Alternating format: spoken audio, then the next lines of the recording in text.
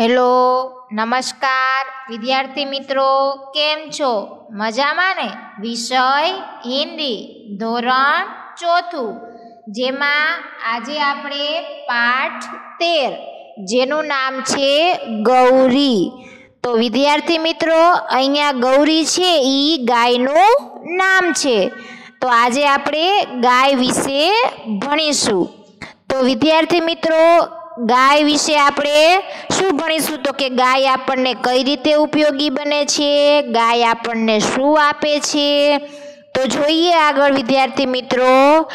અહીંયા તમને સરસ મજાનું ગાય અને તેના વાછરડાનું ચિત્ર આપેલું છે, દેખાય છે? તો જો વિદ્યાર્થી મિત્રો, પહેલા આપણે શબ્દાર્થ જોઈએ. તો હમારી, હમારી એટલે અમારી, ઈસે એટલે એને, બહુત એટલે ખૂબ, દુધારું એટલે દૂધ આપનારું, બછડા એટલે વાછરડું, ઉસ્કા એટલે તેનું. તો વિદ્યાર્થી મિત્રો, ગાય છે એ પાલતુ પ્રાણી છે, આપણે તેને પાળી શકીએ છીએ. ગાય આપણને દૂધ આપે છે. ગાયના છાણમાંથી શું બનાવવામાં આવે છે? તો કે ખાતર બનાવવામાં આવે છે, જેનો ઉપયોગ આપણે ખેતી કામમાં કરીએ છીએ. તો વિદ્યાર્થી મિત્રો, ગાય આપણને ખૂબ જ ઉપયોગી છે. તો આપણે જોઈએ પહેલા આગળ, યહ હમારી ગાય હે. યહ એટલે આ, હમારી એટલે અમારી, આ અમારી ગાય છે. હમ ઇસે ગૌરી કહતે હે. હમ એટલે અમે, ઇસે એટલે એને, ગૌરી એટલે ગૌરી, કહતે હે એટલે કહીએ છીએ. અમે એને ગૌરી કહીએ છીએ. વિદ્યાર્થી મિત્રો, જેમ આપણા બધાનું પણ નામ છે, એમ અહીંયા આ ગાયનું નામ પણ શું છે? ગૌરી છે.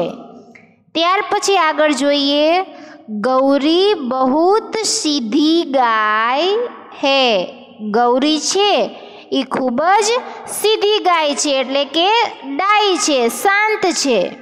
ત્યાર પછી આગળ જોઈએ, વહ દુધારું હે. દુધારું એટલે દૂધ આપનારું. આપણને દૂધ આપે છે એટલે એને દુધારું કહ્યું છે, દૂધ આપનારું. તે દૂધ આપનારું પ્રાણી છે. વહ રોજ 6-7 લીટર દૂધ દેતી હે. તે દરરોજ કેટલા લીટર દૂધ આપે છે? તો કે 6-7 લીટર જેટલું દૂધ આપે છે. गौरी को एक बछड़ा है. गौरीने एक बछड़ा એટલે વાછરડું.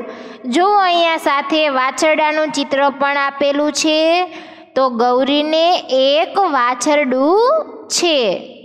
उसका नाम लालू है. વાછરડાનું નામ પણ શું છે? લાલू. हम उसे बहुत प्यार करते हैं.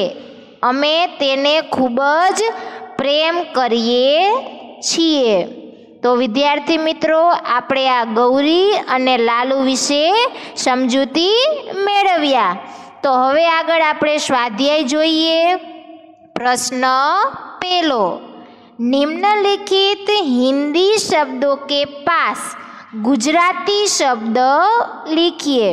નીચે તમને હિન્દી શબ્દ આપેલા છે, સામે તમારે ગુજરાતી શબ્દ લખવાના છે. તો અહીંયા પહેલો શબ્દ આપેલો છે બહુત. તો બહુત એટલે શું થશે વિદ્યાર્થી મિત્રો? ખૂબ. તો અહીંયા આપણે લખવાનું ખૂબ. ત્યાર પછી બછડા. તો બછડા એટલે વાછરડું. તો અહીંયા આપણે લખીશું વાછરડું. ત્યાર પછી દુધારું. તો દુધારું એટલે દૂધ આપનારું. તો અહીંયા આપણે લખીશું દૂધ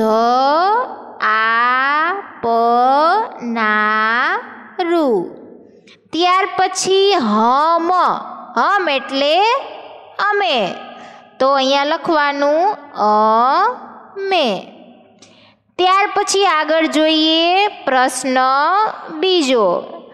निम्नलिखित प्रश्नों के उत्तर लिखिए. નીચે તમને પ્રશ્ન આપેલા છે, આપણે એનો જવાબ લખીશું. બરાબર? તો પ્રશ્ન પહેલો, ગાય કા ક્યા નામ હે? ગાયનું નામ શું છે? તો અહીંયા લખીશું ગાય કા નામ ગૌરી હે. તો આપણે અહીંયા લખીએ ગાય કા નામ ગૌરી હે. ગાયનું નામ ગૌરી છે. ત્યાર પછી ગાય કેસી હે? ગાય કેવી છે? તો લખીશું ગૌરી બહુત સીધી ગાય હે. તો અહીંયા આપણે લખીશું ગાય બહુત સીધી હે. ત્યાર પછી ત્રીજો પ્રશ્ન છે, ગાય રોજ કિતના દૂધ દેતી હે? ગાય દરરોજ કેટલું દૂધ આપે છે? તો ગાય રોજ 6-7 લીટર દૂધ દેતી હે. તો અહીંયા આપણે લખીશું ગાય રોજ 6-7 લીટર दूध देती है. ત્યાર પછી ચોથો પ્રશ્ન, લાલू किसका नाम है? લાલू કોનું નામ છે? તો કે બછડા કા નામ. લખો અહીંયા ગૌરી કે બछड़ा का नाम लालू है. गौरी के बछड़ा का नाम लालू है. ગૌરી છે એના વાછરડાનું નામ લાલુ છે. ત્યાર પછી પ્રશ્ન ત્રીજો, दूध देने वाले अन्य प्राणियों के नाम लिखिए. અહીંયા દૂધ આપનારા જે પ્રાણીઓ છે તેનું નામ લખવાનું છે. તો વિદ્યાર્થી મિત્રો, એક તો ગાય આપણને દૂધ આપે છે, ત્યાર પછી બીજું કોણ આપે છે? તો કે ભેંસ. ભેંસ પણ આપણને દૂધ આપે છે. ત્યાર પછી બકરી, બકરી પણ આપણને દૂધ આપે છે. તો અહીંયા લખીશું બકરી. ત્યાર પછી ભેડ એટલે ઘેટું પણ આપણને દૂધ આપે છે. અને છેલ્લે લખીશું ઊંટ, ઊંટ પણ આપણને દૂધ આપે છે.